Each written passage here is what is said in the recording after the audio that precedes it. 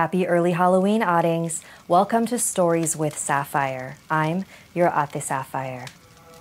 Halloween is the perfect night to get into a little mischief with some friends. For Fiona, she was willing to do anything to make any friends, even play the trust game. And now, it's story time.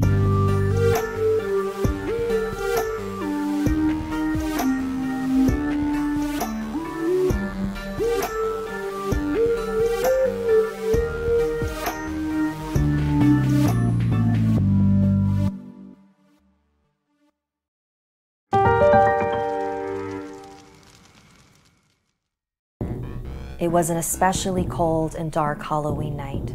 Fiona shivered as she stood in front of an empty house in an unfinished housing development on the other side of town.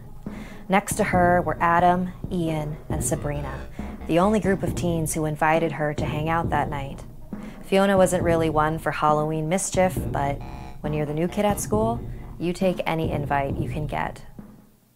It's called the trust game. It's a Thousand Oaks tradition. You have to find somewhere pitch black and everyone hides in their own spot. Then the seeker starts the game. They have to find one person, and once they do, those two now have to find another.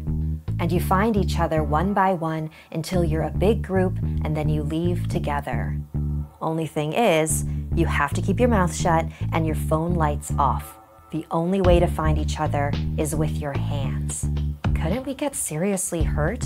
It's an empty house. You're not going to run into anything. Besides, we've all done it before.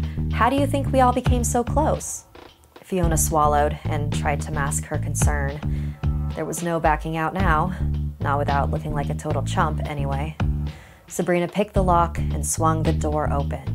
She flashed her light through the foyer and moved it in a brief circle. There's your chance to memorize the layout. Now go find your spot. Fiona felt a hand push her forward into the darkness. She stumbled onto what felt like the bottom steps. She was already very much regretting her decision to play. She pulled herself up and gingerly continued to crawl up the stairs. She kept one hand on the wall and kept walking until she reached a door. She opened it and felt around for a spot to sit and plopped on the ground and waited. The only sense available to her was her hearing, a pounding echoing in her chest, a ragged breath, faint footsteps groaning downstairs, a gentle howling outside the window. Fiona's legs had fallen asleep. She pulled out her phone to see how much time had passed. Almost half an hour. She knew this was an impossible game. She motioned to stand up, but that's when she heard footsteps on the other side of the door. The doorknob clicking, the door creaking open, the wooden floor lightly squeaking with each footstep.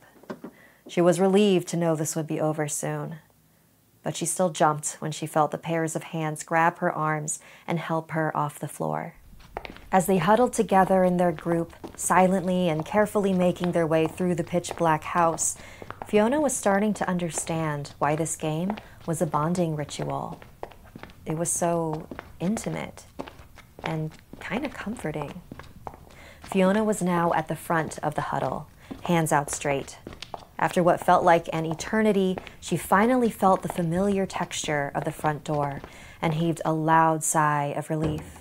She threw it open and stepped out into the safety of the open night air. She turned around, but the others were no longer behind her. Okay, guys, scary time is over. You can come on out. Loud laughter emerged from the bushes in the front yard. Fiona turned to see Sabrina, Ian, and Adam step out from behind them. You lasted so much longer than any of us thought. You owe me $20.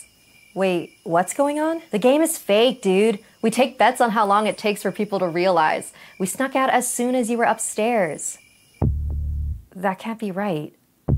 I was definitely playing with someone. Multiple people. Shut up. No, you weren't. Fiona looked back at the dark, partially open doorway. The door creaked open wider. Adam, Ian, and Sabrina jumped in terror and bolted down the street. Fiona giggled and walked towards the door, a smile stretching across her face.